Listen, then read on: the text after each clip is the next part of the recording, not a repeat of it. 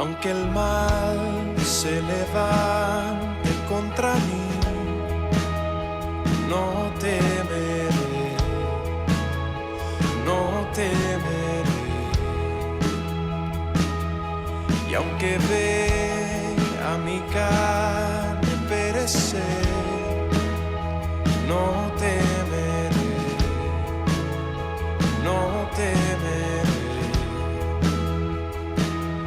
Si al sufrir se conmueve mi fe, no temeré, no temeré. Y diré al Señor, refugio mío, mi fortaleza.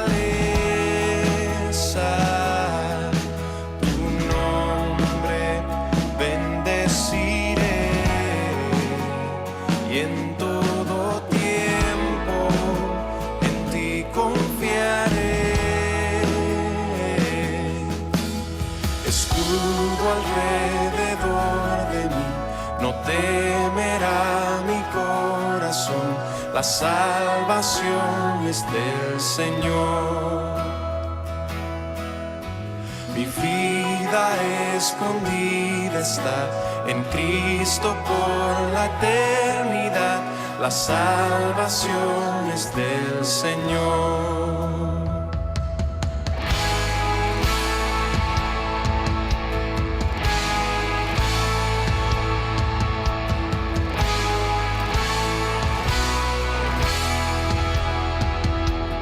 Todo el peso de su ira recayó sobre Jesús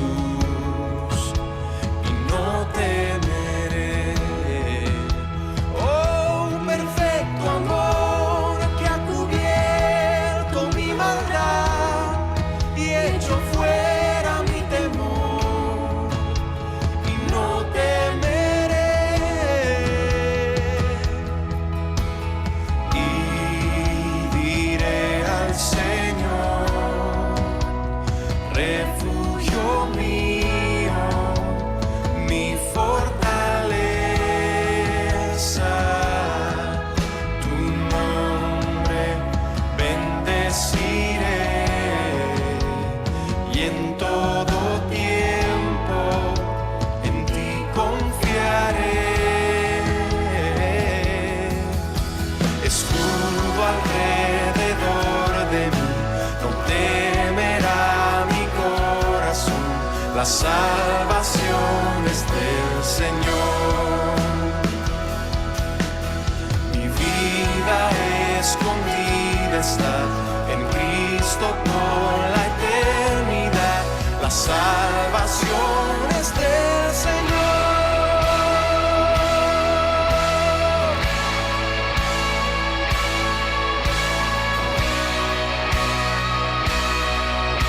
La salvación es del Señor.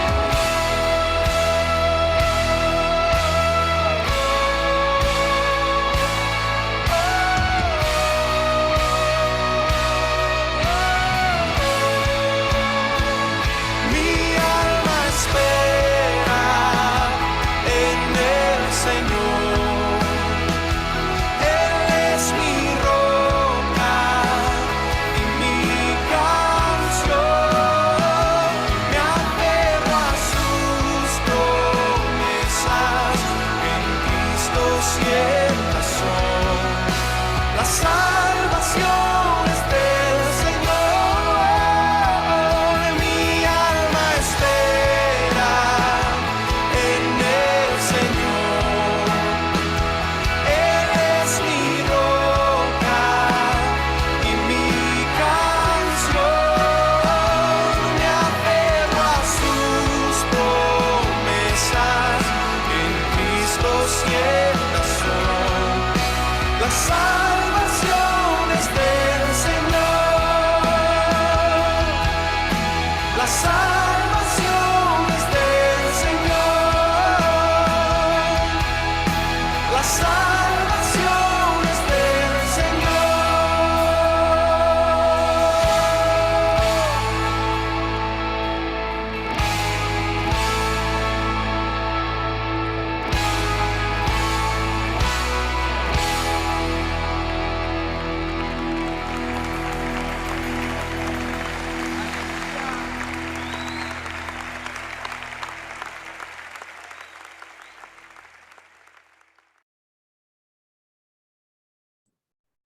Shabbat Shalom, amados, que el Eterno Así continúe sentimos bendiciendo dolor. grandemente. Le damos la gloria Pues en este al momento Padre de paz, Celestial por su amor, por su bondad, por su comprensión, por su alabanza, por permitirnos estar en este instante. Y le damos la gloria al Padre Eterno, realmente porque Él nos guía y nos fortalece a cada instante, en cada momento, y nos permite seguir dirigiéndonos de acuerdo a su voluntad. Realmente es de mucha bendición poder estar siendo guiados a través de la luz de su palabra, a través de esa bendición tan grande que Dios ha derramado sobre nuestras vidas, realmente en este tiempo de mucha bendición, realmente, de poder seguir guiado a la luz de su palabra, a la luz de su Torá. Realmente es un fuerte y un abrazo a todos ustedes y un shalom hermoso.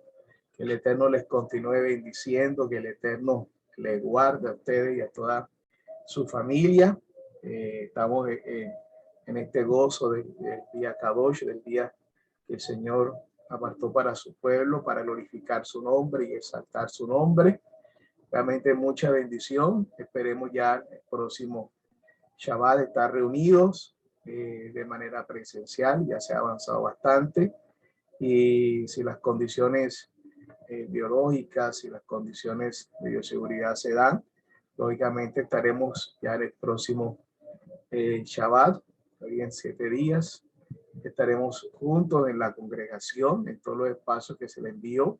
Igualmente seguiremos transmitiendo, lógicamente, las enseñanzas en vivo y en directo desde de las redes, de los medios que tenemos en la congregación, para que muchas personas también que están en otros lugares nos puedan seguir escuchando y aprendiendo para la gloria del Eterno. Vamos a estar empezando la oración, vamos a estar enseñando después de la primera enseñanza a las 9 con nuestro hermano José. Esta enseñanza de la paracha, vamos a colocarlo en las manos del Eterno para la gloria y honra de su nombre.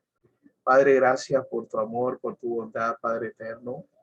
Gracias, amado Abba, bendito eres tu Señor, nuestro amado Adonai, nuestro amado Hashem, bendito es tu nombre, Señor. Baruch Hashem, santo de toda la tierra, Señor. A ti sea la gloria, la honra, la exaltación. Gracias por permitirnos reunirnos en este día, en tu día, Señor, en la cual tú has establecido para que tu pueblo se reúna, Señor, para que tu pueblo, Padre Celestial, en los 4 puntos cardinales, hoy todo tu pueblo se está reuniendo, Señor, Padre amado, a través de las diferentes quejilás, de diferentes congregaciones. Padre, gracias, porque a pesar de las circunstancias del contexto, lógicamente, civil, grecorromano, Señor, que existe, Padre, tú nos has permitido, Señor, Padre, que en nuestro lev, en nuestro corazón se deposite, Señor, Padre amado, la ordenanza de poder realmente reestructurar tu verdadero día, Señor, lo que tú has establecido desde antes de la fundación del mundo, Señor, desde antes que tú levantaras un pueblo, Señor, escogiera un pueblo, tú determinaste como señal de pacto el Shabbat, Padre Celestial. Queremos disfrutarlo, queremos glorificar tu nombre con un corazón contrito y humillado, con un corazón circuncidado delante de tu presencia y sabiendo que sin ti no somos nada. Padre, gracias por mis hermanos, Señor Padre amado, que están aquí presentes. Gracias a los que van a estar escuchando la enseñanza. Seas tú tomando control de su salud, de su familia, Señor, en este momento, Padre Celestial, de la provisión diaria para tu gloria, para tu honra, para tu alabanza, Señor. Tu mano esté siempre sobre nuestra vida, Señor Padre Celestial. Gracias por cada miembro de nuestra casa, Señor Padre Celestial. Sea tú, Padre, protegiendo sus vidas, Padre Celestial, como siempre lo ha hecho. Tu palabra dice que el malajín, que el ángel de Jehová acampa alrededor de los que le temen y los defiende, Señor. Oh Padre eterno, tú eres la roca incorruptible de la vida, Señor. Padre eterno, tú eres la estrella resplandeciente de la madrugada, Señor. Oramos, Señor Padre Celestial, por este país, por la República de Colombia, sus autoridades, Señor, sea tú tomando control de todas las decisiones que estén tomando, Señor, del presidente Iván Duque, su familia, su equipo de ministros, el Congreso de la República, Señor, sea tú tomando control de las elecciones que vienen, Señor, para este año. Padre eterno, sea tú, Padre amado, tomando control, que se llegue a una normalidad, Padre amado, y estaremos orando para aquel que tú has determinado que pueda ser el próximo presidente de este país. Señor, estaremos orando independientemente de los colores, independientemente de cada posición. Tú determinas, Señor, quién va a ser. Ayúdanos a tener sabiduría y discernimiento para poder emitir algún concepto al respecto en el momento adecuado, Señor. Te pedimos, Señor, por la ciudad de Cartagena, de la cual donde estamos, por el alcalde William Dow Shaman, Señor, te pedimos, Señor, por el gobernador Vicente Ver, te pedimos por los secretarios de gobierno de ambos, Padre Celestial, de ambas instituciones, de ambas entidades, por el Consejo Distrital de Cartagena, por la Asamblea Departamental, por Rey Eterno. Te pedimos y oramos, Señor, por la recuperación, Padre Celestial, del hermano Eric de Jesús Rodríguez Mendoza, Señor. Gracias por la recuperación del pastor, Padre Fausto González, Señor, Padre amado, que los dos han estado aquejados de COVID, Señor, Padre Celestial. Sea tu mano sobre ellos, Padre amado, sea tu mano sobre nuestra vida, fortaleciéndonos en salud, Señor, para tu gloria y para tu honra. Te damos gracias, Señor, en el nombre poderoso de Yeshua. Amén y amén, amados. Entonces, damos la gloria al Eterno. Hemos estado también orando por el pastor Fausto, que esta semana, ya hoy, debe tener alrededor de 10, 12 días que tiene COVID.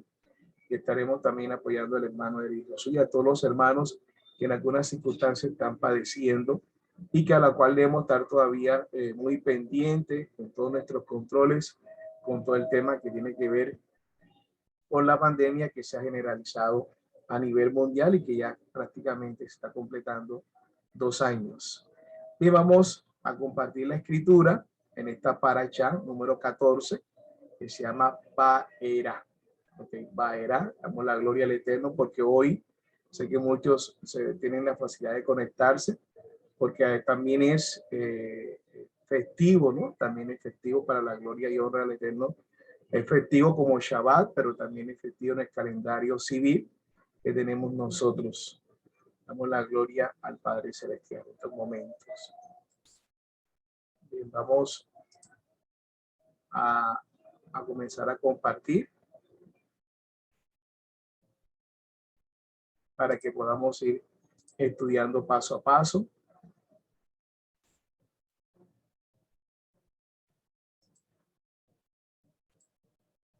Bien, ahí tenemos la presentación. Espero que ya estén viendo. Me pueden escribir por el chat para confirmarme que ya están viendo la presentación. Ahí vamos a estar estudiando mucho. Ya saben, la expresión parachá es una expresión que quiere decir una porción. Y estamos dándole la gloria al Eterno, una porción que se lee en cada Shabbat y que ahí la lectura es tan amplia que cubre gran parte de lo que puede ser inclusive toda la semana de lectura bíblica, en la cual nos debe ayudar para seguirnos fortaleciendo. Y realmente es un escenario maravilloso porque no es cualquier plan de lectura que podemos armar de pronto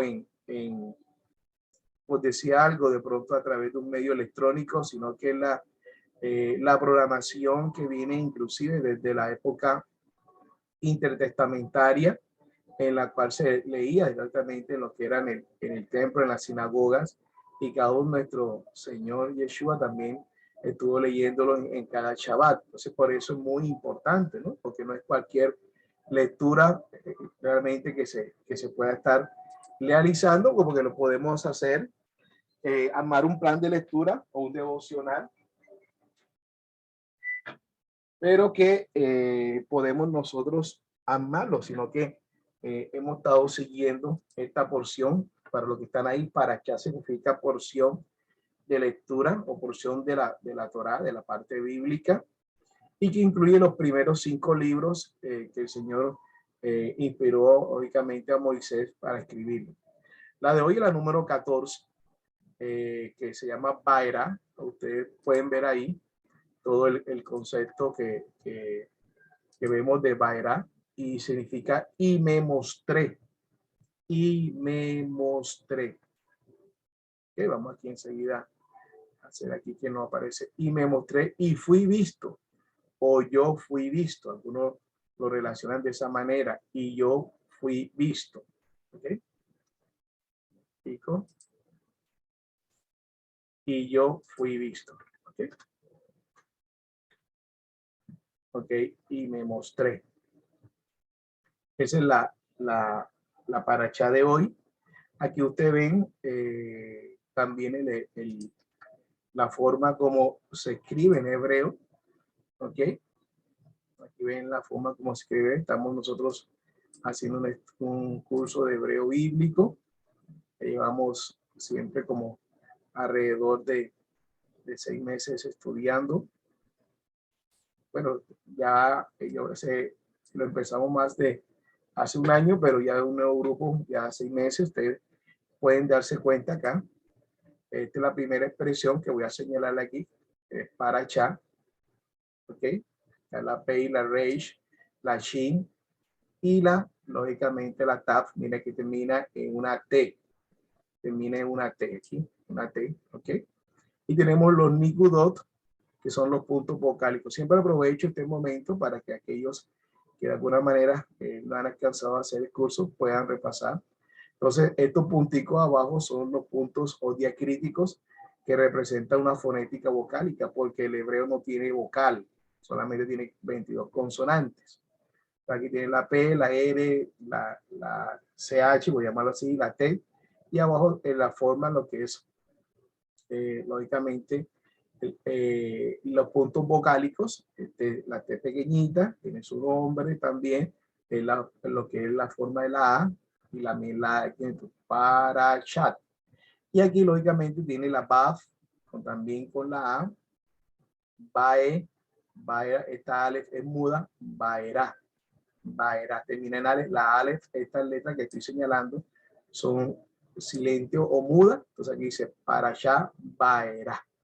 ¿Ok? Y el sustento bíblico está desde Éxodo, capítulo 6, desde el verso 2 hasta el capítulo 9, verso 35. Entonces ahí vemos ya. Y significa, y me mostré y fui visto, o y yo fui visto. También se podría traducir en el hebreo. Entonces esa es la expresión que vamos a estar nosotros estudiando para el día de hoy. Espero que poco a poco se vayan animando. Estudiamos el hebreo no para alargar de hablarlo, sino para una ayuda y un complemento hermenéutico para la interpretación bíblica. Bien, entonces vamos a leer los primeros 5 versículos. Dice la hermosa palabra del Eterno en el nombre poderoso de Yeshua, en Éxodo capítulo 6, del 1 al 5. La Biblia textual, tercera edición que estamos utilizando. Y dijo Yud Het Bat He, y dijo Adonai. Esta expresión es muy importante porque es la expresión que vamos a estar interpretando hoy muchísimo, porque es la primera vez en la cual el Señor se le muestra a Moisés con un nombre, ¿no? Con un nombre como tal. Y dijo Yud Het Bat He, ¿ok? Equivalente al español YHVH. Podemos también leer a Adonai a Moisés. Ahora verá lo que yo haré a Faraón, porque constreñido, dice, por una mano fuerte los dejará ir, y en virtud de una mano fuerte lo expulsará de su tierra. Y habló Elohim a Moisés y le dijo: yo soy Yud-Heh Bad-Heh, yo soy Adonai, y yo me aparecí a Abraham, a Isaac y a Jacob como el Shaddai. Esto también lo vamos a estar estudiando, interesante. Pero mire aquí hay algo interesante que nos permite analizar 3 estructuras de nombre que utiliza el Señor, ¿no? Yud-Heh Bad-Heh, Elohim y el Shaddai. O sea, durante la época antes de Moisés, él se presentaba como el Shaddai. Pero mi nombre no me di a conocer a ellos, dice a ellos, También establecí mi pacto con ellos para darle la tierra de Canaán, tierra de sus peregrinaciones, en el cual vivieron, y ahora yo he escuchado el gemido de los hijos de Israel, a quienes los egipcios hacen servir, y he recordado mi pacto. O sea que hoy va a estar, como siempre, interesante esta parasha, porque ya vemos aquí una estructura interesante de 4 aspectos en la cual manifiesta el carácter divino del Señor, y sobre todo primero que se le manifiesta a Moisés el nombre del Eterno. Señor, gracias por esta palabra que tú nos entregas. Te pedimos que seas tú guiando y colocando a la disposición de nuestro corazón, Señor, para poder, Padre amado, comprenderla con tu Ruach HaKodesh, con tu espíritu de santidad que nos guía a toda verdad, Señor. Coloca en nuestra vida humildad y sencillez para recibir tu palabra, tu bendita Torah, Señor. Y coloca en mi vida, Señor, la humildad para poderla expresar y enseñarla a la luz de tu palabra. Que tu palabra nos exhorte, nos confronte, nos consuele, Señor, para ayudarnos a corregir en justicia, Señor, y caminar en tu verdad, en el nombre poderoso de Yeshua. Amén y amén. Bien, amado. Entonces ya vemos ahí algo muy interesante que vamos a estar tratando de avanzar en todo esto. Entonces vemos acá, vamos a ir analizando cada uno de estos aspectos que son muy interesantes. Y el primer aspecto es darle un recorrido, ¿ok? Darle un recorrido en la cual vamos a estar nosotros interpretando, ¿no? Todo esto es bueno desde de la parasha pasada, que era la Shemot, da una estructura, inclusive se le envió también una información importante sobre todo el libro de Éxodo. Entonces, en el libro de Éxodo vemos nosotros ahí, ven ustedes claramente, para que podamos entender, de acuerdo todo lo que uno ha ido analizando, el autor es realmente Moisés, de acuerdo con la tradición, y la fecha alrededor del año 1400 antes del Mesías, antes de Cristo. El tema fundamental de la liberación es importante que tengamos claridad, porque cada parashá, por lo menos la Bereshit, poder entender todo el contexto de lo que es Génesis, el contexto de lo que es Éxodo, en este caso, lógicamente Shemot, para poder ir interpretando todos los capítulos que vamos a dar y sobre todo la aplicación para nuestra vida. La palabra clave es liberar, sacrificio, señalar, tabernáculo y santuario. Ahí tienen ustedes inclusive la referencia bibliográfica, que es muy importante para el derecho de autor, que siempre le digo que se debe colocar al principio o en el mismo contexto o en el mismo texto, párrafo o referenciando lógicamente al final. El autor, como dice, es Moshe. Moshe, ahí ustedes ven nuevamente cuatro letras hebreas, la Me, lógicamente lo que es la Baf con el Olam, que es la O, y lo que es la Shin lógicamente aquí con el Segol. ¿Okay? Aquí ustedes están viendo, y siempre aprovecho, yo sé, de pronto con mi formación pedagógica, siempre aprovecho cada espacio para poder dar esa enseñanza. Aquí se clarifica Moshe, termina con una G, ¿ok? Lógicamente aquí Moshe. Moisés, cuyo nombre significa sacado de las aguas, es la figura central prácticamente del Éxodo. Encarna al profeta hebreo que de alguna manera encarna al profeta hebreo que guió a los israelitas fuera de Egipto. Tradicionalmente se le atribuye la autoría del Éxodo. 4 pasajes de este libro ofrecen un fuerte apoyo a la tesis de que Moisés escribió tal vez la mayor parte del texto. Ahí lo está en el capítulo 17, capítulo 24, capítulo 34, con sus respectivos versículos, donde se reafirma la tesis de que Moisés fue el instrumento que Dios utilizó para escribir el libro de Éxodo. Dice, a través de varios acontecimientos y encuentros cara a cara con Elohim, con Dios, Moisés recibió la revelación de aquellas cosas que el Señor quería dar a conocer. Entonces, inspirado por el Ruach HaKodesh, por el Espíritu de Santidad, Moisés comunicó su revelación al pueblo hebreo, tanto de forma oral como escrita, tanto de forma oral como escrita. ¿Ok? Bien, hay unos detalles interesantes que quiero manifestar sobre Moisés. Aquí lo tenemos para que miren bien ustedes. Aquí está en la pantalla para que ustedes sigan conmigo. Porque intento siempre darle un punto crítico y hacer una revisión bibliográfica de todo lo que nosotros enseñamos acá en la Escritura. Entonces, vemos un primer aspecto, que la palabra Moisés significa cestillo de material liviano con asas para transportar un bebé, según el diccionario de la RAE. Puede que el diccionario RAE implica que de acuerdo a la forma como la gente va utilizando una palabra en un tiempo determinado, ya el diccionario lo determina de esa manera. O sea, a veces la misma repetición o la forma costumbrista en la cual la gente utiliza una palabra, entonces la RAE también termina definiendo de esa manera. Esta etimología deriva de la historia bíblica de Moisés. ¿Bien? Este fue arrojado a las aguas del río Nilo para protegerlo del decreto del faraón. Lo depositaron en una canastilla embreada, calafateada, para que no se hundiera. Por una casualidad lo rescata una hija del faraón y lo adopta criándolo como un príncipe. Nosotros sabemos que no existen las casualidades, pero estamos colocando una referencia que está aquí, la fuente captura de pantalla de etimología de chile.net, donde está analizando el concepto de palabra de Moisés o Moisés.es. Hay dos versiones de origen del nombre Moisés, Moshe, que aparece aquí. La bíblica dice que deriva del verbo salvar, Leoshia.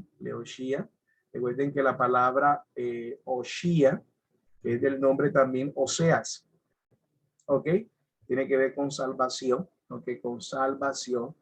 Por eso el nombre inclusive de la expresión Yehoshua, que tiene que ver con el nombre de nuestro Salvador. Dice, la otra versión dice que es de origen egipcio, de Mosé, hijo o niño. Se apoya en este nombre, se lo puso a la hija de Faraón, que seguramente no hablaba el idioma de los esclavos, como los nombres faraónicos Tutmosé o Patmosé.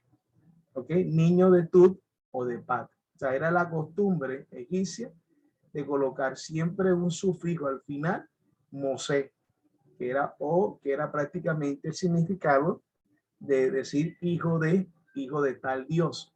Entonces aquí dice niño de Tut o de Pat. Aquí se dan cuenta ustedes que existe una fuerte referencia de que el nombre Moisés no sea hebreo, sino realmente egipcio como tal. Lógicamente después voy a transliterado al hebreo como Moshe. Y lógicamente hay un argumento fuerte. ¿Cuál es el argumento fuerte? Es que la hija de Faraón no hablaba el idioma de los esclavos.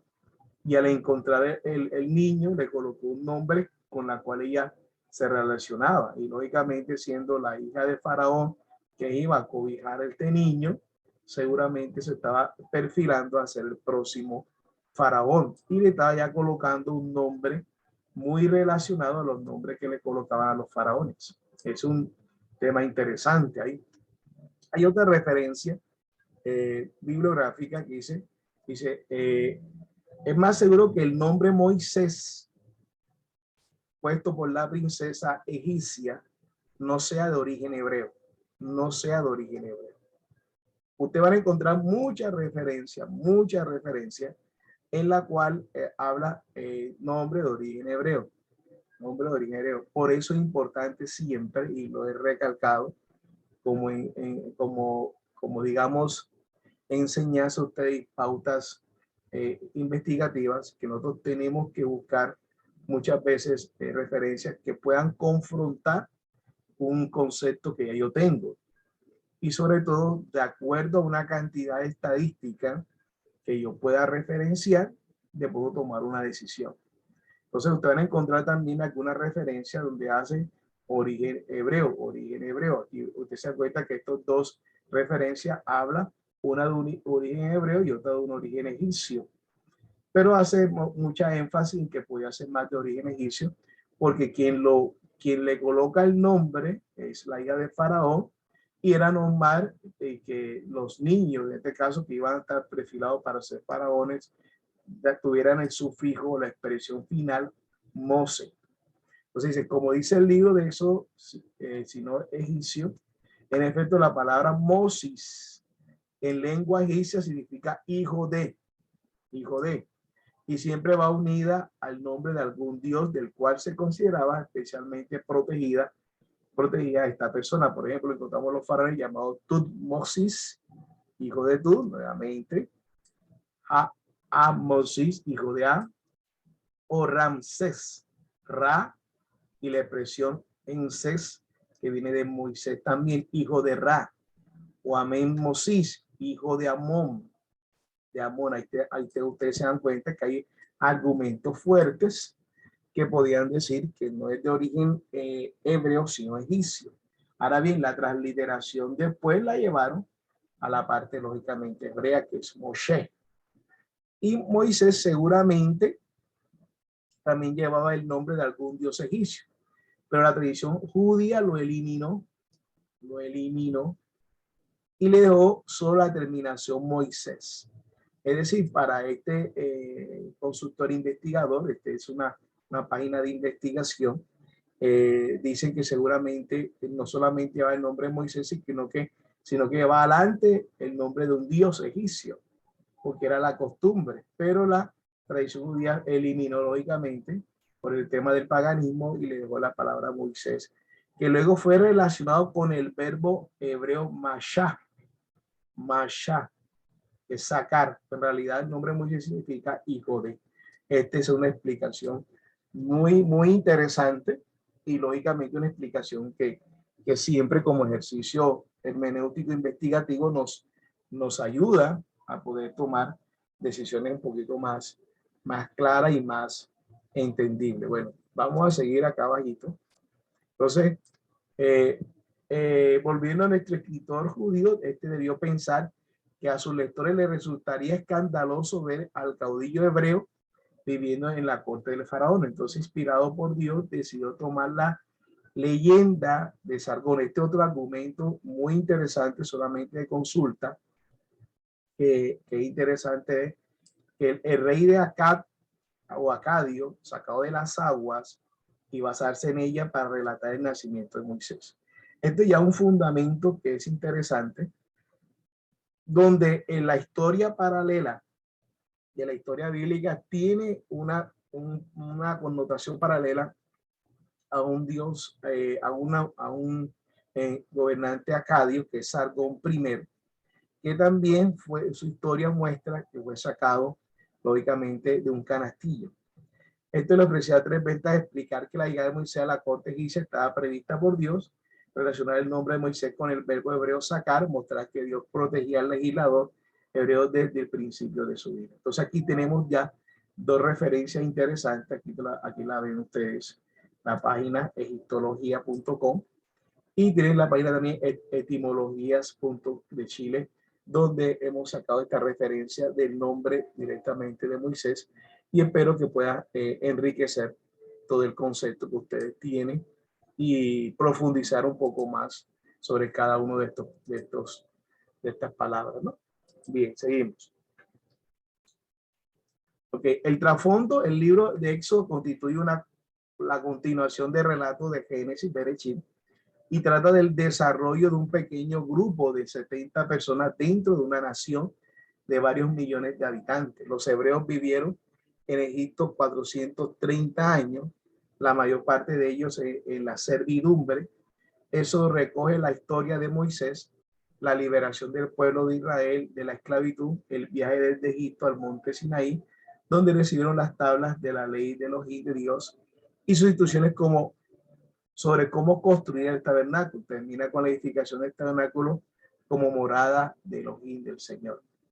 La fecha, la interpretación conservadora establece la muerte de Moisés alrededor del año 1400 antes de Mashiach, antes de Cristo, de manera que el libro de Éxodo debe haber sido compilado durante los 40 años anteriores, mientras se hallaba aún en el desierto. Temas interesantes que nos ayudan a mirar y estructurar todo lo que viene. Contenido: el libro de eso puede ser dividido en 3 secciones, que eso se va a estar estudiando en todas las parachas. La liberación milagrosa de Israel, la marcha milagrosa hacia el Sinaí y las revelaciones especiales que allí tuvieron lugar. Con eso, lógicamente, termina y ahí cada una de esas secciones es lo que vamos a estar, lógicamente, desarrollando en cada una de las parachas. No hoy, lógicamente, sino en cada una de las parachas. Entonces, empezamos con un análisis, lógicamente, interesante. Ahí tienen la primera parte. Vamos a estructurarlo como una enseñanza homilética, esta paracha. Ya hicimos la introducción, ahora vamos con el cuerpo. El Eterno se da a conocer por su nombre. Entonces, ahí vamos a analizar algunos aspectos. Dice, dijo Yuhet Bad-He. Dice Yuhet Bad-He. Entonces, vemos ahí, ahora verás lo que yo haré, dice la escritura, lo que yo haré a Faraón. Ahora verás lo que yo haré a Faraón. Porque constreñido por una mano fuerte los dejará ir y en virtud de una mano fuerte los expulsará de su tierra. Y habló Elohim a Moisés y le dijo. Aquí hay un análisis muy interesante, en la cual hay digamos, unas posiciones, de alguna manera nadie en duda del mensaje que recibe Moisés, pero la pregunta es si el mensaje es directamente de parte del Eterno o hay una persona que habla en nombre del Eterno, porque inclusive la expresión Elohim es una expresión que puede ser de parte de Elohim y habló de parte de Elohim a Moisés y algunos inclusive narran que pudo haber sido lógicamente un ángel porque la expresión Elohim es una expresión muy amplia. Algunos lo consideran también como digamos, un sustantivo majestático que implica lo que es la pluralidad de la deidad, pero también el ser, es decir, el poderoso, la plenitud, lógicamente la manifestación completa. Entonces hay un análisis que uno al leerlo, uno puede decir, bueno, y habló Elohim a Moisés. La primera interpretación que uno ve es la dimensión del hablar directamente de Moisés con el Señor. Ahora bien, entendemos que nadie puede ver al Señor sin caer lógicamente muerto. Entonces hay otra posición que es muy interesante donde la expresión dice, la persona está hablando en nombre de Elohim. En este caso manifiestan que pudo haber sido un malak, un ángel enviado directamente de parte del Eterno, de pronto digamos, con un escrito donde dice y habló así a Salamán y habló Elohim a Moisés y le dijo, yo soy Yud-Hed Bad-He. Estas expresiones son interesantes porque la expresión Yud-Hed Bad-He es la expresión cuando aparece ese Dios de pacto y de juicio. Es decir, que es a Moisés en la cual se le presenta ese Dios de pacto y de juicio. Dice, yo me aparecí a Abraham, a Isaac y a Jacob como el Shaddai. Ahora vamos a ver, voy a adelantarle el concepto del Shaddai. Pero de alguna manera hay algo que es interesante, que implica que Abraham, Isaac y Jacob nunca conocieron al Eterno como Yuhet Bajé. Nunca lo conocieron, sino que lo conocieron como el Shaddai. Pero mira lo que dice, pero con mi nombre, Yuhet Bajé, YHVH, no me di a conocer a ellos. Esto nos da a entender un análisis muy, muy interesante, que voy inclusive a ampliarlo y después vemos la diapositiva. La palabra, lógicamente, el Shaddai, que se ha traducido como el Todopoderoso. El primer detalle es que nosotros tenemos que acostumbrarlo a no traducir la expresión el Shaddai, porque recuerden que los nombres restaurados no son transliterados o traducidos, porque son nombres propios. Es importante que nosotros analicemos que donde más tenemos que mantener la restauración de los nombres es precisamente cuando hace referencia a una persona o hace referencia a algo que el Señor nombró de manera propia, como el Shabbat, por ejemplo. El Señor no le colocó, el único que le colocó un nombre a un día fue así, y será Shabbat. Es decir, sabemos que el Shabbat puede ser traducido, lógicamente, como cesar una actividad, pero entendemos que en ese momento actúa como nombre propio del día de descanso. Es decir, Shabbat ahí es nombre propio. Este es interesante porque no siempre todas las palabras implican, bueno, que vamos a estar tal cosa, porque voy a decir, y este hombre estaba descansando, se puede utilizar la expresión descansar o cesando su labor Shabbat, pero también podemos utilizar Shabbat como el día propio del Señor. O sea, los nombres propios en los idiomas no se traducen. Entonces, el Shaddai no debe traducirse. O sea, debemos acostumbrarnos a decir el Shaddai, ¿verdad? Y sabemos que al ser traducido, lo tradujeron como el Todopoderoso.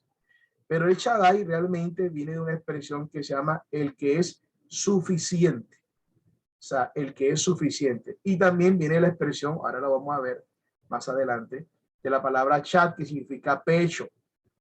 O sea, el que amamanta, el que da de pecho, el que sustenta. Pero hay algo que es más interesante. Pero mire la expresión ahí que estamos nosotros analizando. La rayita que ustedes ven, pero con mi nombre, yo que bajé y no me di a conocer a ellos. La palabra, también una expresión Shad, que se refiere a un idioma acadio, se refiere a no conocerse. Es decir, que el Shaddai se podía interpretar como el Dios no conocido. ¿Qué tal esa, man? Y esa es la expresión que utiliza Pablo. ¿Se acuerdan, Pablo? Cuando dice al Dios no conocido. Ese es el Shaddai. Esto nos da una amplitud maravillosa de lo que el Señor nos enseña a nosotros. O sea, ya nosotros entendemos que yo voy a decir el Shaddai. O sea, yo no voy a traducir ese término porque, recuerden, los nombres propios no se traducen, se mantienen igual en cualquier idioma. El Shaddai debe ser Shaddai en cualquier idioma. Yehoshua o Yeshua debe ser igual en cualquier idioma, porque son nombres propios. Ahí es donde debemos que apuntar nosotros. No es que vamos a estar siempre hablando en terminologías hebreas, sino en los nombres propios. Lo que hay que restaurar son los nombres propios. Pero vemos a veces que la gente de pronto quiere hablar todas las expresiones en hebreo, sino que es el nombre propio, esa es la estructura, porque ustedes saben que por naturaleza nuestro idioma es el español, pero dentro del español hay una regla gramatical en la cual y en cualquier idioma que los nombres propios deben mantenerse igual. De lo que nosotros tenemos que mantener igual y restaurados son los nombres propios. Ya cuando estemos en el curso de hebreo, bueno, ya utilizaremos muchas más expresiones porque el hebreo lo utilizamos para tratar de acercarnos a una interpretación mucho más. Porque vemos ahí, porque dice, pero con mi nombre no me di a conocer a ellos. Es decir, durante ese lapso de tiempo, ellos no conocieron el nombre excelentísimo del Eterno, que es Yud-Heh-Vah-Heh, que tiene que ver con el que es y el que será y el que ha de ser. El que es y el que será y el que ha de ser. Ese es un término muy interesante. Y eso da a entender el temor que existe muchas veces dentro de las comunidades, lógicamente judías, de no mencionar el nombre, sino decir lógicamente Hashem. ¿Ok? Que es muy adecuado, ¿no? Hashem. ¿Ok? Entonces dice, también establecí mi pacto. Recuerden un dato interesante, yo por aquí estuve consultando el dato, hay 6.500 veces el nombre Yud-Heh-Vah-Heh en la escritura y todas las veces representa un juicio. Es decir, que cuando encontremos la expresión Yud-Heh-Vah-Heh, esta expresión, amados, Yud-Heh-Vah-Heh, esta expresión es interesante. Cuando lo encontremos aquí, es porque una expresión de juicio, de compromiso y de pacto y de eternidad. Inclusive en algunos términos ahí utilizan la palabra eterno, eterno, directamente ahí. Muy diferente cuando se encuentra la palabra Shaddai. ¿Ok? Porque miren que el Shaddai, de esa forma fue como Abraham, Isaac y Jacob lo conocieron. El Dios desconocido. Usted se acuerda que a Abraham le preguntaron, bueno, él era de Ur de los Caldeos, región, lógicamente, de Sinar, en la parte de lo que es el sumerio, y le preguntaron, bueno, aquí hay tantos dioses, ¿cuál es que te llamó? Dice, ninguno es. O sea, el Dios desconocido, el Shaddai, pero ese Shaddai es aquel que me iba a sustentar, el que me iba a dar pecho, que me iba a amamantar, ¿no es cierto? y algunas expresiones Shaddai lo relacionan como aquella madre que amamanta. Fue hasta Moisés que ya empieza ese Dios que revela el pacto directamente. Ustedes saben que en Noé hubo un pacto muy mínimo. No es que Dios tenga 7 pactos ni una cosa, hay un solo pacto que el Señor ha hecho, pero de ese solo pacto a Noé se le dio lo que era el ver lo que era el arco iris. A Abraham se le dio también otro pacto de la familia, pero ya con Moisés se relató completamente el pacto y lo que viene a ser directamente los mandamientos, porque los mandamientos a la vez es la estructura con la cual hay un juicio como tal. Dice, pero mi nombre no me di a conocer a ellos. Dice, también establecí mi pacto con ellos para darle la tierra de Canaán, tierra de sus peregrinaciones, el cual vivieron. Y ahora yo he escuchado el gemido de los hijos de Israel, a quienes los egipcios hacen servir, y es recordado mi pacto. Por tanto, di a los hijos de Israel, yo soy, lógicamente, yo soy aquel, lógicamente, que entro en juicio. O sea, ahora iba a emitir un juicio. Usted sabe que vinieron unos juicios impresionantes precisamente para Egipto. Inclusive, parte de ese juicio lo vivieron. Ustedes ven que las primeras plagas también lo vivieron los mismos hebreos que estaban ahí y otros pueblos que estaban esclavizados por los egipcios. O sea, yo soy Yuhem Bajei. Yo soy el que emite un juicio. Yo soy el que emite un juicio. Eso es maravilloso ahí. Y aparecen los 4 expresiones. Realmente hay alrededor de 7 expresiones que uno ve en el texto, pero las 4 bases que se utilizan incluso en persa, que están subrayados como los sacaré. Esta expresión implica, tiene que ver con un concepto que tiene que ver con la mentalidad, ¿verdad? Con la mentalidad. Ustedes se dan cuenta que ellos habían durado 430 años de esclavitud. 400 años, tenían mentalidad de esclavo. Y sobre todo no solamente mentalidad de esclavo, que la estructura misma para nosotros en este tiempo, la aplicación, era precisamente que estaban ligados a la ley o a la ley del pecado, es decir, atado a la esclavitud del pecado. Entonces, lo primero que hacen los sacarés, voy a cambiarle esa mentalidad de esclavo. O sea, ese es un primer concepto relacionado con lo que viene inclusive la palabra teshuvah, que es arrepentimiento, es que lo primero que hace el Señor es cambiar mi manera de pensar y lo sacaré de las cargas. Es decir, yo voy a sacarlo para cambiar esa manera de pensar, esa tradición pagana, para que venga directamente a conocerme a mí. Ustedes se dan cuenta que ellos estaban en Egipto, sus costumbres, seguramente la mayoría se habían sincretizado. Se seguía hablando algunos aspectos de acuerdo a la ley oral, porque no había todavía nada escrito, en el sentido de que es a Moisés quien se le entrega en esos 20 las tablas de la ley, pero ellos mantenían de alguna manera algunos aspectos como hebreos, pero el gran efecto era egipcio. Si ustedes se dan cuenta, cuando Moisés dura esos 40 días, 40 noches allá en el monte que no desciende, ellos arman a su manera la forma de adorar al Señor. Es decir, que todavía está en el proceso de los sacaré. Es decir, la gran diferencia fue que ellos comenzaron a decir, bueno, vamos aquí a adorar a Adonai. Pero ¿cuál era la forma de adorarlo? La forma pagana que habían aprendido egipcio. Ustedes se dan cuenta que aún el Brit Hadashah dice, y de la vana manera que fueron adquiridas por sus padres. O sea, ahí es donde hay un detalle interesante. Es posible que la gente pueda tener los nombres restaurados, pero la manifestación de la adoración no sea de acuerdo a lo que dice la Escritura. ¿Por qué? Porque se acostumbraron a una tradición y a una forma de hacerlo. Ahí es donde está el detalle muy interesante que tenemos nosotros que manifestar, ¿no? Que tenemos que hacer. ¿Hasta qué punto nosotros todavía necesitamos que nos cambien ese chip? ¿Por qué? Porque es más fácil decir, bueno, por una festividad que no está estipulada en la Escritura, en la Torá, pero también inclusive puede ser una festividad que estando en la Escritura, nosotros lo estemos celebrando de una manera que es netamente incorrecta o pagana, solamente por decir que yo estoy celebrando X o Y festividad. Entonces ellos, lógicamente, le están entregando las tablas de la ley a Moisés, y cuando Moisés baja, ellos encuentran, Moisés encuentra un becerro, pero el becerro le habían colocado el nombre restaurado del Señor. Pero la festividad que tenían era la forma como ellos creían que tenían que adorar al Señor. Pero ¿cómo la forma que ellos creían? La que habían aprendido ¿dónde? En Egipto. O sea que todavía había que cambiar la mentalidad mucho más.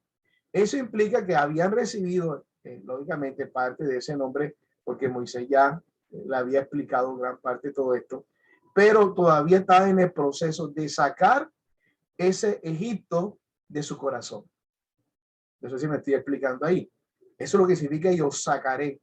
Porque la primera parte, para tú llegar a la cuarta que os tomaré, es que tu mentalidad que viene de la tradición secular sea modificada a la estructura ordenada por el Señor.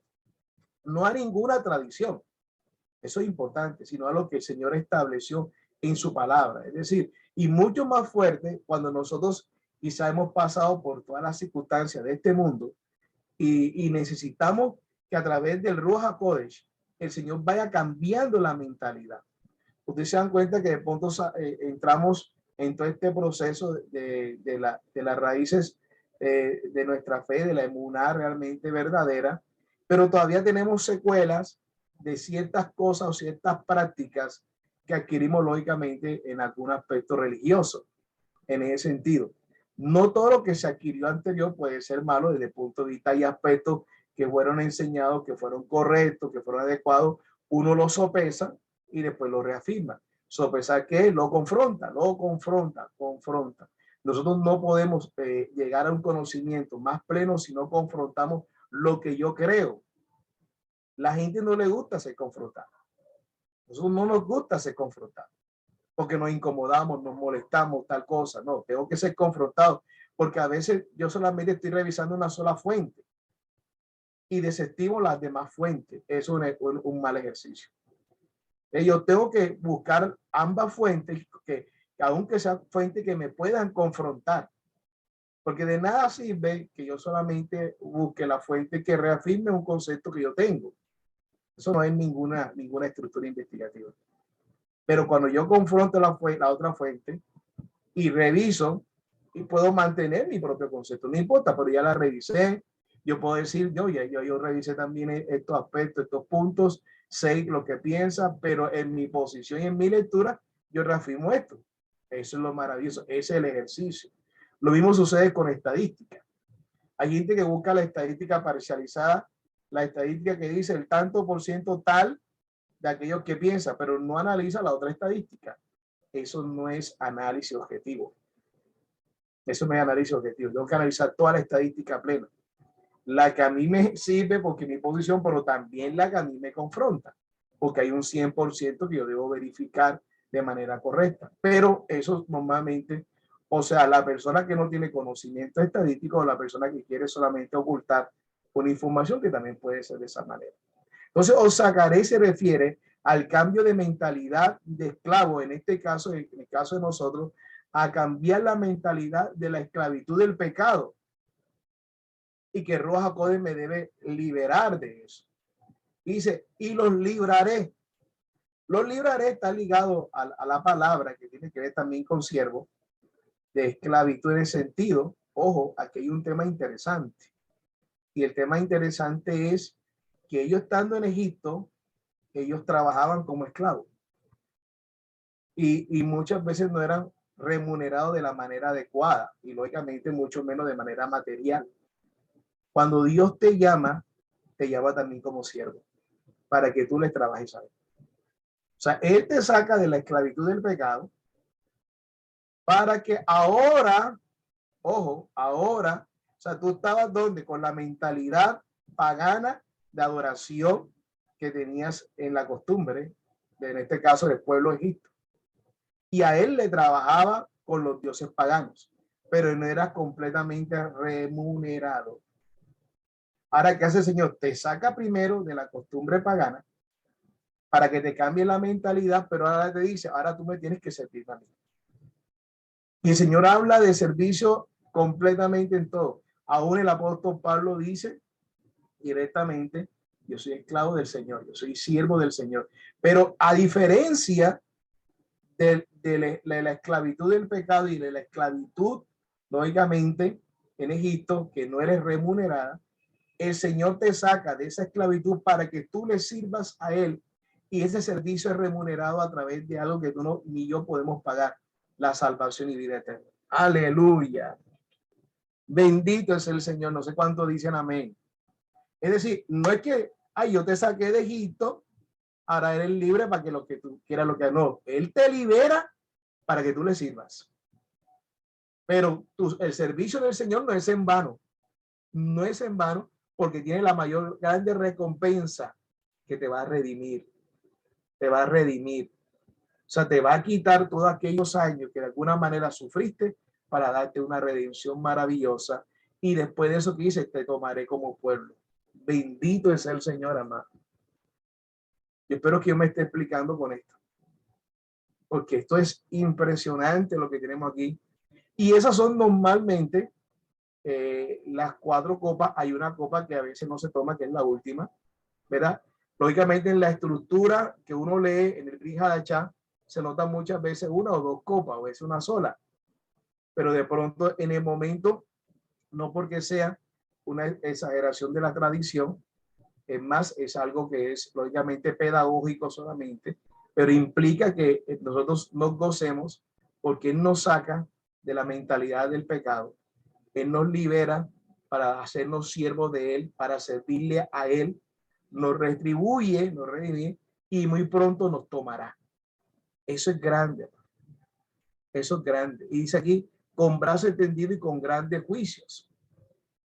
Y os tomaré para mi pueblo y seré para vosotros por Elohim, por Dios. Y sabéis que yo soy Yuhel-Bajei, es decir, aquel que hace juicio, aquel que hace pacto contigo y que estos son mis pactos. Te voy a sacar, te voy a liberar, te voy a redimir y te voy a tomar. Te cambiaré de la mentalidad de esclavo a una mentalidad libre. Me vas a servir como siervo, pero te voy a retribuir y te voy a hacer vivir en plenitud en el reino venidero. Amén. Yo no sé cuánto están gozosos por esas palabras que ahora son más claras para nuestra vida, porque estaban ahí, nada más. Dice aún el versículo 9, dice el 7, os tomaré para mi pueblo y seré para vosotros por Dios y sabré que yo soy Yuhel-Bajei, vuestro Elohim, que os sacó de debajo de las cargas de los egipcios, de aquellos que no te pagaban, de aquellos que te ultrajaban directamente. ¿Ok? Carga que podías tú recibirla o te la colocaban impuesta directamente. Y dice, os llevaré a la tierra por la cual alcé mi mano, que la daría a Abraham, a Isaac y a Jacob, y os daré en posesión. Dice, yo, Yuhel-Bajei, así habló Moisés a los hijos de Israel. Entonces, Moisés le transmite esa información, pero a causa de la impaciencia de espíritu y la dura esclavitud, no escucharon a Moisés. Eso era hasta en términos normales, podemos decirlo. Ese proceso de sacar es un proceso largo, de cambiar la mentalidad. ¿Cuántas veces una y otra vez tú enseñas y le enseña a las personas, le enseña y le enseña a las personas y la gente no cambia esa mentalidad? Es un proceso que solamente el Eterno puede hacer. Entonces, dice ahí, Yuhel-Bajei habló a Moisés diciendo, entra, habla a Faraón, rey de Egipto, que deje ir de su tierra a los hijos de Israel. Y habló Moisés delante de Yuhel-Bajei diciendo, he aquí los hijos de Israel no me escuchan. ¿Cómo me escuchará Faraón, siendo yo incircunciso de labios? Entonces Yuhel-Bajei habló a Moisés y a Aarón y les dio instrucciones para los hijos de Israel y para Faraón, rey de Egipto, a fin de sacar a los hijos de Israel de la tierra de Egipto. Esto es maravilloso. Maravilloso lo que nosotros comenzamos y analizamos. Aquí quiero que podamos ver el concepto mismo que le quiero mostrar sobre Shaddai y que le he manifestado en grandes rasgos. Todo suficiente, el Dios de las montañas, Dios todopoderoso, aplicación, Dios es la fuente inagotable de toda bendición, Dios es todopoderoso, nuestros problemas no son demasiado grandes como para que Dios no los pueda manejar. Dan la referencia a los comentarios el nombre Shaddai. El Shaddai aparece por primera vez en la Biblia en Génesis 17:1, cuando Abraham recibió la promesa de Dios que tendría muchos descendientes. Mírenlo aquí. Y estamos en Éxodo capítulo 6. O sea, el Señor se le presentó, es como el Shaddai. Por eso se relaciona por la expresión acadia, Shad, del Dios también desconocido. ¿Ya? Algunos eruditos sugieren que Shaddai se refiere al poder de Dios manifestado en su juicio. Ahí lo tenemos. De alguna manera, otros proponen que el Shaddai significa Dios de las montañas. Dios se refiere a sí mismo como el Shaddai cuando afirma su pacto con Abraham. El Shaddai es el tercer nombre por el cual se revela a Dios en la Biblia. La palabra él indica fuerza, poder y omnipotencia. La palabra Shaddai significa uno que tiene pecho. En otras palabras, uno que nutre, suple y satisface. Uniendo el significado de las dos palabras que componen este nombre, tenemos el poderoso que nutre, suple y satisface. El Shaddai es el no Dios omnipotente en generosidad. La omnipotencia de Dios es de pecho, es decir, de amor generoso, directamente dice ahí, de amor generoso, que se derrama a otros. El Shaddai es el Dios que derrama bendición sobre nuestra cabeza y nos da vida en abundancia. En alguna ocasión el Shaddai permite que seamos probados y afligidos para vaciarnos de nosotros mismos y así poder llevarnos más de él y de sus bendiciones. Esto es lo que sucedió con Job y Ruth. Entonces el Shaddai, la forma como ellos conocieron antes de Moisés, ya Moisés lo conoce como el que es, el que ha de ser y el que será. O sea, una expresión que implica el tema en futuro. Inclusive, saben que el verbo ser en presente en hebreo no existe, pero también eso implica exhalación. Entonces, la familia de Moisés, vemos como el segundo aspecto en Éxodo 6, la familia de Moisés y Aarón, ¿okay? Éxodo 6, vemos que tanto Moisés como Aarón, y quiero subrayar aquí, va a estar desde Éxodo 6, del 14 al 30, es de la descendencia de Leví. Entonces, las cabezas de las casas paternas, los hijos de Rubén, el primogénito de Israel, Anó y Falú, Gerrón y Carmi. Estas son las familias de Rubén, los hijos de Simeón, Temuel, Jamín, Ohán, Jaquín, Suar y Saúl, hijo de una cananea. Estas son las familias de Simeón. Y estos son los nombres de los hijos de Leví por su linaje: Gerson, Coat y Merari. Y los años de vida de Leví fueron 137 años. Los hijos de Gerson, Libni y Simei por su familia. Los hijos de Coat, Amram e Irán. Aquí viene entonces Amram e Irán. Eizar, Hebrón y Uziel. Y los años de la vida de Coat fueron 133 años. Y los hijos de Merari, Mali y Musi. Estas son las familias de Leví según sus generaciones.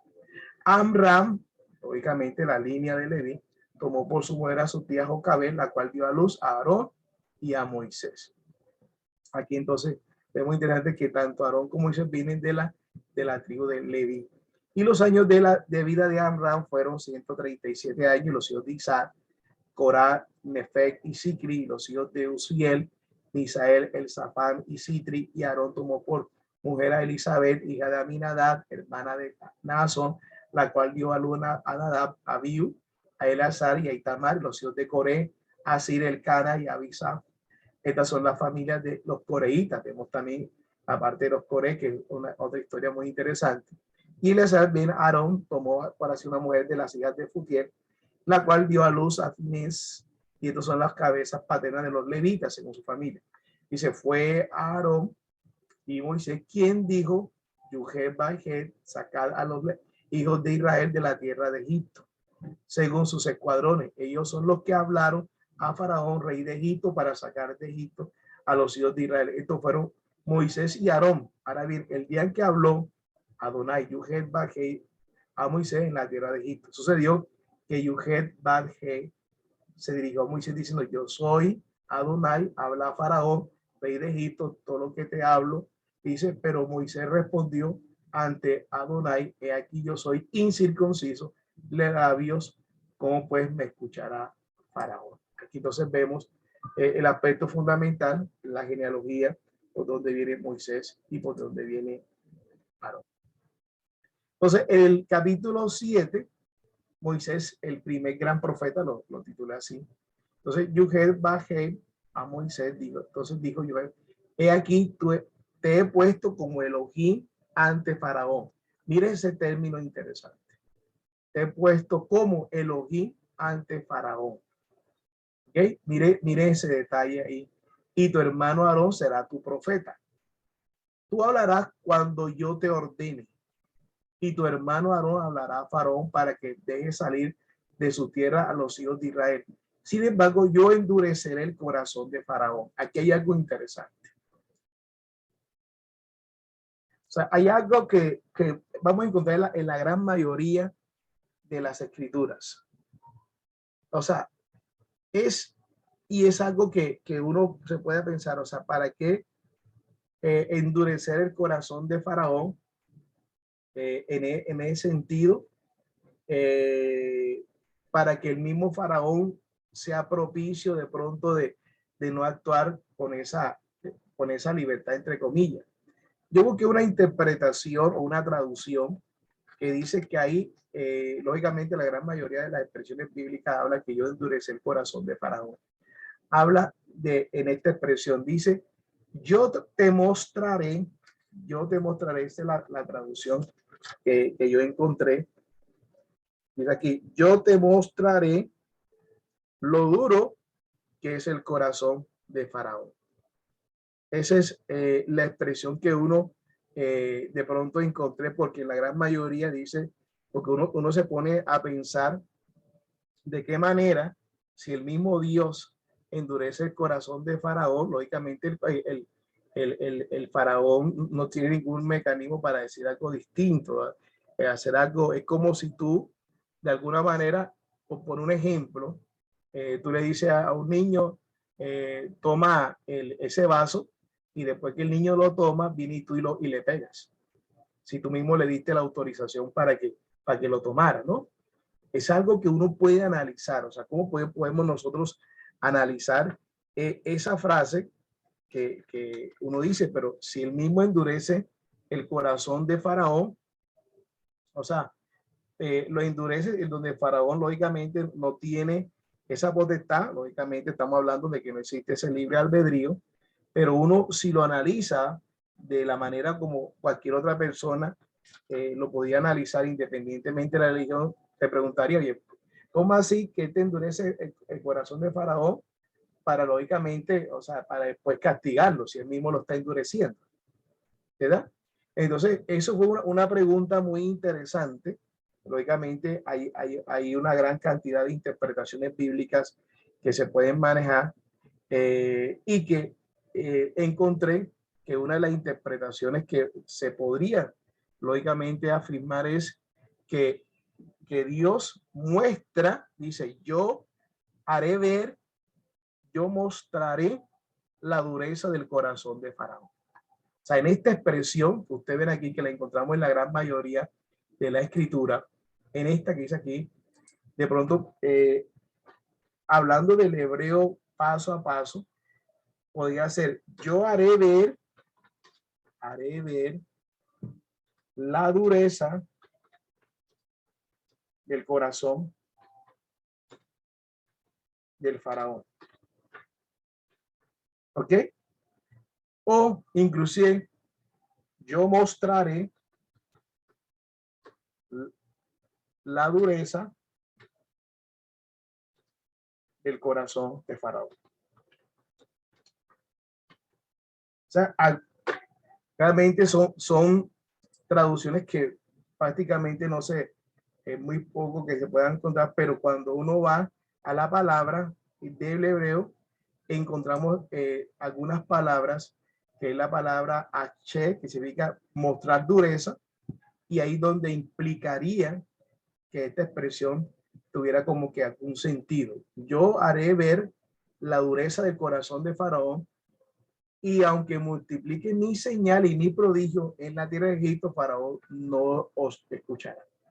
Sabemos como un equilibrio más, ¿no? Porque Dios dice, oye, si él mismo le endurece el corazón de Faraón para también castigarlo, porque él mismo lo endureció el Señor, el Eterno lo endureció, Entonces, hay momentos en que la gente podría, ¿sabes? Entonces, ¿para qué lo endurece? Para castigarlo. ¿Para qué endurece el corazón? Para castigarlo. Es un tema interesante. Estoy haciendo un ejercicio de la expresión hebrea. Aparece la expresión akshe, que significa mostrar dureza, que es la expresión que aparece ahí, que fue traducido como yo endureceré el corazón de Faraón. Por eso a veces, no sé si alguno de ustedes se ha preguntado eso, ¿y cómo así que lo endureció para después castigarlo? Y parece, lógicamente, es un tema de libertad de interpretativa que ustedes pueden ver. En lo que yo he consultado es que de pronto la expresión que debió traducirse es yo haré ver la dureza del corazón de Faraón.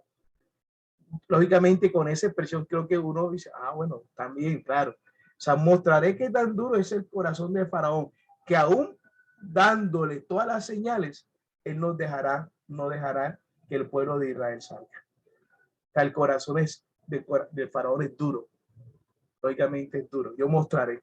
Uno sabe y usted puede estar pensando, bueno, Dios es que escudriña más los corazones, etcétera, etcétera.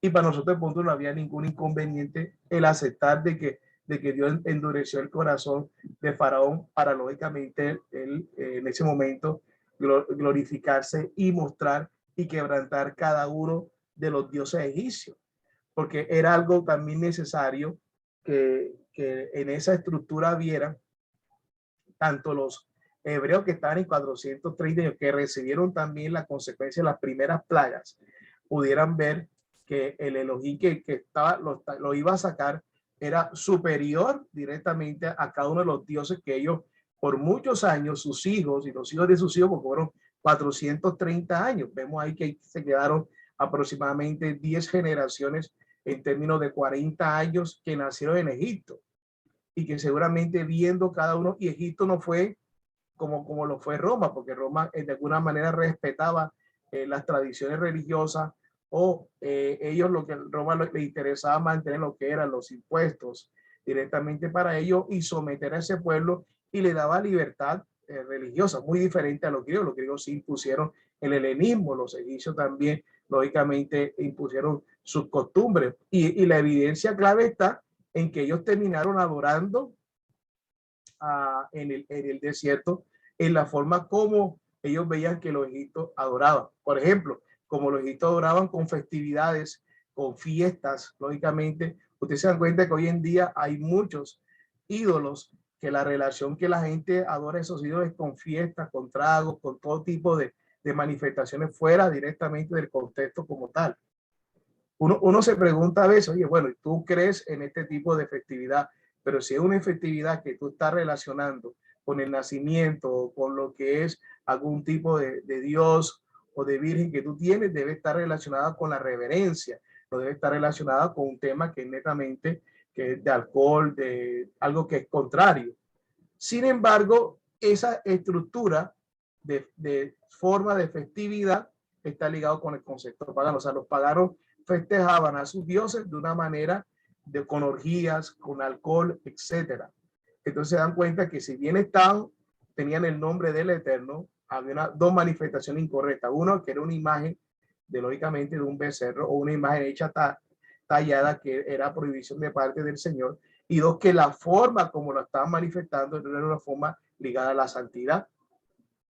Entonces vemos aquí mucha tela que cortar y que lo estamos haciendo con todo el respeto y con todo el análisis que ustedes pueden ver, que ahí vemos que Dios trata de mostrar el corazón duro de Faraón y que en base él, hay dos aspectos, y que sobre todo que Faraón también estaba considerado como un dios según la costumbre egipcia. O sea, él iba a quebrantar a ese dios y cada una de la serie de dioses impuesta por la dinastía, porque cada dinastía resaltaba un dios específico en ese momento. Entonces espero que yo me esté explicando por todo el análisis que hay que hacer. Dice, y aunque multiplique mis señales, mi prodigio en la tierra de Egipto, Faraón no lo escuchará. Yo pondré mi mano en Egipto con grandes juicios. El Yuhet Bakhe. Sacaré de la tierra de Egipto a mis escuadrones, mi pueblo, los hijos de Israel, y sabrán los egipcios que yo soy cuando extienda mis manos contra Egipto y saque los hijos de Israel en medio de ellos. Y Moisés ya lo hicieron como Adonai les había ordenado, así hicieron Tenía Moisés 80 años y Aarón 83 años cuando hablaron a Faraón. Si ustedes se dan cuenta, cuando ellos salen, la escritura dice, para que ellos hagan hacerme fiesta y a servirme. Esa es la palabra ligada a libraré. Es decir, nosotros somos liberados de la esclavitud del pecado, porque nosotros le servíamos el pecado, pero ahora somos liberados para servirle al Eterno. Así que cada uno de ustedes en este año civil que empieza, lógicamente el año bíblico empieza ahora en abril, pero el año civil que empieza, debes meditar que el Señor te sacó para que tú le sirvieras. Y que ahí es donde debe actuar en cuál de los ministerios, comités en la que gira, tú debes estar activo. Porque Él no te sacó para que tú estés sentado. Te sacó para hacer evangelismo, te sacó para estar en la logística, para ser maestro de adolescentes, maestro de niños, para estar en la adoración, cantando la alabanza, para estar en todos los aspectos que uno ve, estar orando, intercediendo, porque es parte de ese te liberaré. Lo que pasa es que se ha malinterpretado liberaré como que, ay, ya el Señor me liberó, ya no tengo que hacer más nada. No, te sacó para que tú seas activo en la obra del Señor, amados. No sé cuántos dicen amén y cuántos quieren estar activos en la obra del Señor.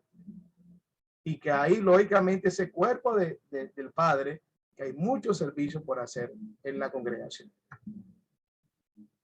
Seguimos, espero que nos estemos gozando más en esta paracha. Bueno, hay una parte que es interesante y era el concepto de profeta. Inclusive, algunos ustedes si han detenido a ver una Biblia hebrea. A veces la Biblia hebrea no ubica a Daniel dentro de los profetas, sino dentro de los escritos. Uno se preguntaría por qué. Porque para ellos muchas veces el profeta, el Naví, era realmente aquel que Dios le hablaba directamente, no aquello a que de pronto un intermediario de Dios le hablara. Y hay unos conceptos muy interesantes que se podrían profundizar, pero claramente como referencia. Los diferentes términos hebreos para profeta, Roe, vidente, primer libro de Samuel, de referencia muestra la transición al término rabí, que significa profeta y proviene de la raíz llamar. Roe es el término hebreo general de ver. Esta persona entendía los caminos y los planes de Dios y se le consultó para determinar la voluntad de Dios en un asunto. Que es equivalente a lo que es pastor, ¿no? Roe, pero está ligado que también ese pastor tiene que ver y velar por el cuidado. José, vidente, en segundo libro de Samuel 24:11, es básicamente un sinónimo de Roe. Es un término hebreo menos frecuente ver en una forma en participio, se usa más frecuentemente para referirse a los profetas. Naví o Navi, que es profeta, lado del verbo acadio nabu, que es llamar, y del árabe nabá, anunciar. Este es el término más común del Antiguo Testamento del Taná para designar un profeta. Se usa más de 300 veces. La etimología exacta es incierta, pero llamar al presente parece ser la mejor opción. Posiblemente la mejor comprensión viene de la descripción que Yuhel Bajer hace de la relación de Moisés con Faraón a través de Aarón. ¿Okay? Ahí a través de Aarón. Un profeta es alguien que habla por Dios a su pueblo. Los tres términos eran usados para el oficio de profeta. Ahí está cada uno. La frase Ish, Elohim, nombre de Dios, también es una designación más amplia de un portavoz. Por eso dice, y tú serás Elohim delante de Faraón. Se usan 76 veces en el Antiguo Testamento en el sentido de profeta. Ya mira lo interesante. Y el término profeta en el Nuevo Testamento es de origen griego, viene de pro, significa antes, o por, o femi, significa hablar. Entonces ustedes se dan cuenta que es muy interesante poder encontrar, y el primer gran profeta es precisamente Moisés, que habla directamente con el Señor. Y ya para ir cerrando, tenemos un aspecto interesante con la cual la Parashá analiza hasta el capítulo 9 las 7 primeras plagas, lógicamente de 10 plagas. Quise lógicamente redondear con este aspecto las plagas en Egipto, las 10 plagas en Egipto, la plaga de la sangre, el corazón de Faraón se endureció, la rana, Faraón pide perdón, promete liberar sus efectos. Estos son los efectos, ¿bien? Los efectos. el pueblo, pero endureció su corazón. Piojo, Faraón se endureció. Mosca, el efecto, Faraón tranza, pero se endureció. Enfermedad del ganado, Faraón se endureció. Sarpullido, Faraón se endureció. Granizo, Faraón pide perdón, promete libertad, pero se endureció. Langosta, Faraón tranza, hace transacciones, pide perdón, pero se endureció. Oscuridad, Faraón tranza, pero se endureció. Muerte de los primogénitos, Faraón y los egipcios ruegan a Israel que abandone Egipto. Elohim multiplica sus señales y prodigios en la tierra de Egipto, de manera que los egipcios sepan que Él es el Señor. Y aquí vemos, lógicamente, la relación de las plagas con los dioses egipcios. Tenemos dos relaciones acá para hacer un comparativo. En la primera, que es esta que tenemos acá, esta acá, tenemos el Namú, dios del río Nilo, el río Nilo convertido en sangre, Éxodo 7:19. Heket, diosa en forma de rana, la plaga de las ranas. Geb, dios de la tierra, plaga de los piojos. Jepri, dios escarabajo, la plaga de las moscas, ¿ok? O plaga de los insectos. Hathor o Pat y Hapi, dioses protectores del ganado, muerte del ganado. Imhotep, dios de la medicina, de las sanidades, plaga de las úlceras. Nut, diosa del cielo y la lluvia, plaga del granizo. Isis, diosa de la fertilidad, plaga de las langostas, que come todo el tema de la agricultura, todo el tema de Sarrá. Dios del sol, plaga de las tinieblas, lo oscurece. Anubis, dios de la muerte, muerte de los primogénitos. Y tenemos una relación muy interesante que también nos ayuda a fortalecer. La plaga, la sangre del río Nilo, aquí está la referencia, voy a hablar, posible dios egipcio involucrado. Hapi, dios del Nilo. Numu, guardián del Nilo. Aquí tenemos lógicamente este, que era el Numu y Hapi. Este que está aquí, lógicamente que también vemos, y esta diosa que está acá, también fue afectada, que quedaron lógicamente sin potestad. Las ranas, Hek, vemos ahí, Hek, diosa en forma de rana, y Hapi, dios del Nilo. O sea, siempre tenemos esta que está acá, o nuevamente con Hapi. Piojos, Jeb, dios de la tierra, que lo tenemos acá, dios de la tierra. Piojos. Insectos, Huachit, dios de forma de insecto, mosca. Peste del ganado, Pat, dios de la fertilidad, Hathor, dios en forma de vaca. Úlceras, Setmet, diosa con poder para sanar. Granizo, Set, dios de la tormenta, Nut, diosa del cielo. Langosta, Osiris, deidad agrícola. Tinieblas, dios del sol. Reo Ra, Tot, dios de la luna. Y muerte de los primogénitos, Faraón y su hijo primogénito considerados una deidad. Aquí tenemos la captura de pantalla donde fue tomada esta información. Entonces vemos que esta paracha es, como todas, extremadamente interesante, que más interesante, y que hicimos un bosqueo general en estos prácticamente 4 capítulos que se narra y que es la lectura que debemos hacer durante toda la semana.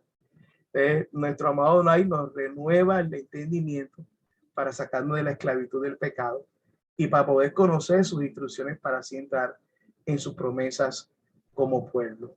Bendito es el Padre eterno realmente.